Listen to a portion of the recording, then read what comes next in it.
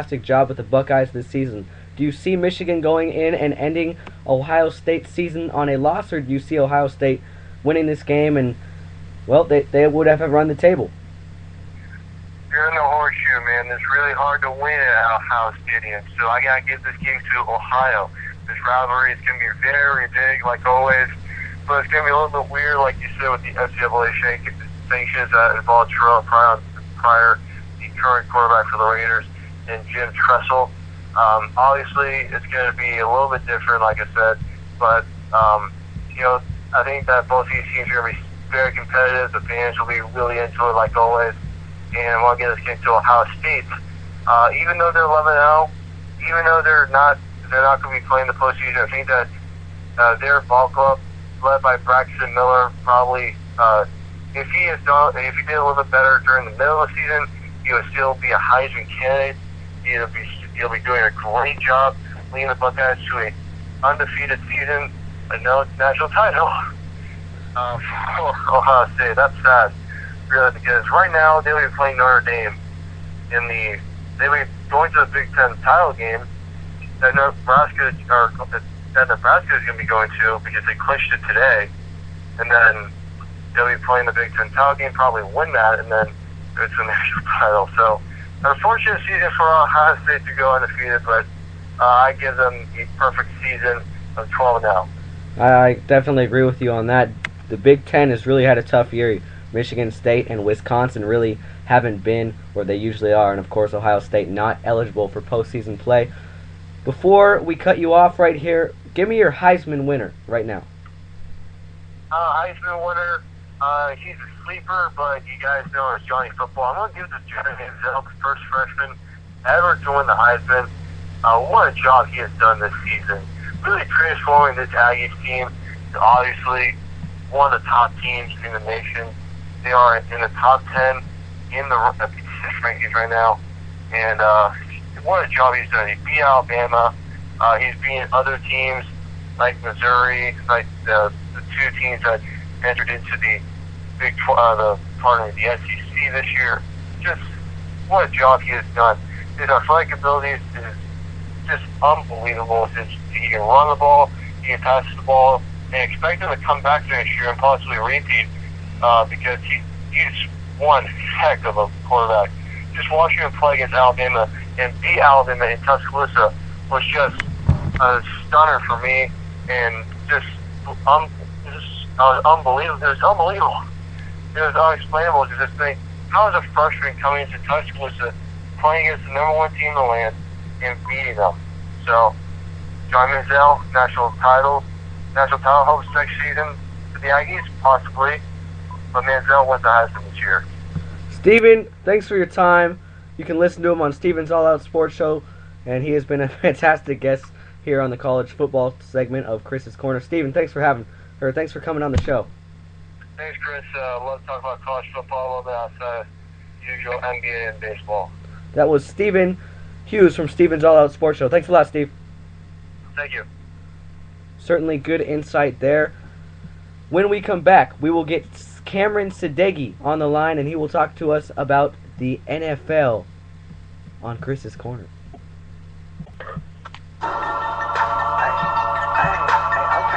Okay. They said we on. They said we on. Okay. They said we on. Let's get some green, let's get some drink, let's get it on. Say tonight we gon' get going. Say tonight we gon' get going. Hey, welcome back to Chris's Corner here, a November 23rd edition, the Black Friday today, around the malls and shops in the United States. And another big thing going on in the United States right now, that's football. This is football kind of weather. This is football time of year. And to talk about the NFL, we have Cameron Sadeghi from Cameron, what's the name of your show? The Cameron Sadeghi Show. Cameron, there it is, right there. Cameron Sadeghi Show. And we welcome in Cameron Sadeghi. How you doing this evening? I'm doing great. I actually was at the Black Friday. Didn't buy anything, or family didn't buy anything, but it was crazy at Best Buy. The line was going into the parking lot of the other store. It was crazy, so Yeah, it was a weird Black Friday. I heard a few fights all over across the country, but I'm ready to talk football. Yeah, let's ignore, because every news station you turn on right now, it's all about Black Friday and the great deals and, like you said, the fights, and hopefully everyone's okay over a couple of post Thanksgiving sales as we head into the holiday season. But like you said, let's talk some football. We had 3 games yesterday. We had the first game, the Lions and Texans going into overtime. Houston coming out with a win. They only have 1 loss on the season so far. That was that embarrassing Sunday night game about 3 or 4 weeks ago against the Green Bay Packers. First of all, how big of a surprise has Houston been to you this season? To be honest, I think they would hit this wall, and they kind of did, especially when they faced Jacksonville and yesterday against Detroit. You're going to have those games where against, teams that really aren't going to make a playoff run, you're going to struggle against those teams, and they did. But I have to give credit to Houston for the fact that they battle after being so tired against Jacksonville in overtime. They come into Detroit, and they still fight and continue to fight through this. And to be honest, you wouldn't see this with the Houston Texans a few years ago. I've always liked the Houston Texans, but they never really had the mental, I hate saying this, but they didn't really have the mental fortitude to propel them to victories like this. And yesterday, it showed how far this organization has leaped. I think the Texans are a legit Super Bowl contender, and I hope, a lot of people would agree with that assessment. I think they are by far, in my opinion, the most complete team in the AFC. I'm expecting the Houston Texans to at least win 1 playoff game. Well, I mean, we had to know last season that they would be a Super Bowl contender coming into this season after almost being led to the AFC Championship game by backup quarterback T.J. Yates. A healthy Matt Schaub, a healthy Arian Foster, and a healthy Andre Johnson, along with J.J. Watt leading the defense. This has been an absolutely monstrous team so far this season. Like you said, they have hit a little bit of a wall, like running into an overtime game with Jacksonville last week, and of course another overtime game this week against the Detroit Lions team, who really hasn't lived up to the expectations a lot of people were hoping they'd live up to and expecting to live up to so far this season. It's really been impressive from Houston so far this season. But like I said, Detroit, not what people expected. What's been different from this Detroit team this year to last year? Obviously, they've had a lot of injuries at the running back position, but it just seems like overall this team isn't functioning like it was last season when they had a playoff berth and made it just to get knocked out by the New Orleans Saints in the first round. I think its level of consistency is not really up there. You don't get the same consistency week in and week out. It's such an inconsistent football team. I think it's partially due to penalties, offensive line issues, Stafford banged up, and then people really believe in the Madden curse or Calvin Johnson, but people can say whatever they want about that. But I mean, that's only a part of the issue. But look, the running game, the defense, it just seems like this Detroit team isn't disciplined. I forgot which player it was. It was on Detroit. Came on the NFL Network and said that during the off season, they had a lot of crimes. I mean, like, guys were committing crimes on their teams, going to jail, and a lot of suspensions. But it's just such an awful scenario because this team is really talented. They can get on the rise, and in 5 years from now, we're going to say Detroit Lions are Super Bowl champions. But they're regressing because of disciplinary actions. They're not able to, they always hurt themselves. They never, it just always seems like the Lions hurt themselves. Like you saw in overtime, missed field goals, conservative play, the Jim Schwartz third down issue. It's just all over the place for the Lions. They can't seem to make the big play when it matters most, and they have disciplinary issues that have derailed and regressed this organization. It's sad, but I think that's been what's been really going on in Detroit. I really feel bad for this organization. Oh, I agree with you completely. It was an organization that had been down for a number of years. They go out and get a couple of high draft picks back-to-back in Stafford and Ndamukong Suh.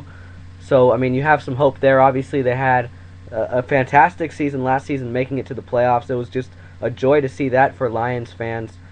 But how about Ndamukong Suh yesterday? This is what I wanted to talk to you about. He's had a short career so far in the NFL. He's only, in his third year?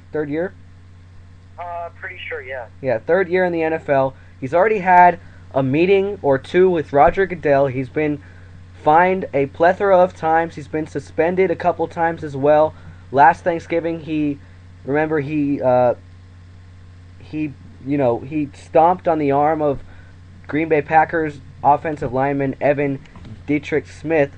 This year, he had another issue when he kicked the groin of Houston Texans quarterback Matt Schaub. I mean, what do you expect the NFL to do about Ndamukong Suh now? It's just kind of getting out of control. We saw about a year of good, clean play from Ndamukong Suh, but then yesterday, once again on Thanksgiving, in front of pretty much everybody in America, he makes an absolutely unnecessary kick to the left groin of Houston Texans quarterback Matt Schaub. What do you think the NFL is going to do this time with Ndamukong Suh to make sure he doesn't do it again? I think I felt like it was incidental on the Ndamukong Suh's part. I saw it and I was immediately it made me I got a rise out of that. Right when I saw what Suh did, I immediately had the same reaction you did, but after kind of thinking about it for a little bit, I thought Suh, that time was accidental. I'll let him off the hook for this one, but if he had continued to do worse within the game, then I can understand where you're coming from. But I thought it was a little bit more accidental, but I can understand why most of America would be infuriated by his actions. I think, to be honest, he's a dirty player. I mean, I understand, the intensity level. You want to have a high intensity level. You want to get after it. But you got to understand, I mean, you can talk to your opponent. You can taunt. I mean, I'm fine with guys. I know it's crazy, taunting and all these things, but you got to understand where the line is, and you can't cross it. And the Ndamukong Suh has shown in his career that he repeatedly crosses the line, but I didn't think today was one of those situations. I think it was just one of those days where it was on accident, a little bit of overreaction all over the place. But if he does this in the season, then I'll absolutely agree with you. But until now, I think we could wait, and I think Suh is. I'll let Suh off the hook for this one. Yeah, I doubt a suspension here. You'll probably see him get a fine just because it was kind of blown out of proportion. But certainly Ndamukong Suh has had that rep, like you said, of a dirty player in the National Football League. So a little thing like this really, catches the media's eye and catches the NFL's eye, because this guy has done things somewhat like this before. And you're gonna. I mean, let's just throw an example right there. You have a guy who robs a bank. He gets off the leash, and then he's suspected of doing something along those lines. I mean, you're of course going to think, because he did it before, he did it on purpose again. I don't know if that's such a great analogy, but you kind of get the point right there with why the media and NFL is overreacting, perhaps, to this Ndamukong Suh little kick on the groin of Houston Texans quarterback Matt Schaub yesterday. Yeah, I agree with you. I think you're right with the overreaction part, but you do get a little weird. I mean, everyone, I was a little bit worried there, if that was serious for a second, if he was, if that was on accident. You're right. Then when you have a repeated offender, a lot of things, come up in your mind thinking, what is this guy doing? But I think this week nothing will happen to him. Yeah, like I said, definitely not a suspension, possibly just a little bit of a fine, so the NFL kind of keeps its strict code, in check.